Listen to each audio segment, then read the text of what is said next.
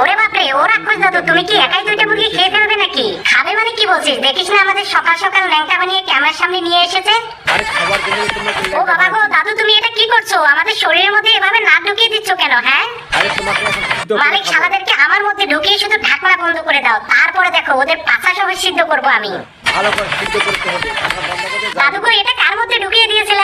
আমাদের সারা শরীর সিদ্ধ করে একেবারে হলুদ করে ফেলেছে। এই বাবুরা, তোমরা তাড়াতাড়ি করে ভিডিওটাতে লাইক দিয়ে চ্যানেলটা সাবস্ক্রাইব করে দাও তো। ইস ইস দাদু, আস্তে আস্তে খোলো না, আমাদের শরীরে খুব লাগছে তো।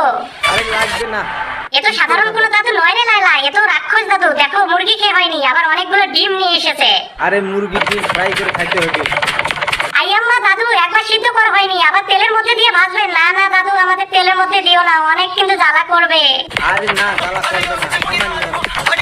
হ্যাঁ দেখো, পুড়িয়ে একেবারে লাল বানিয়ে ফেলেছে। এই বন্ধুরা, তোমরা তাড়াতাড়ি করে কমেন্টে জানাও।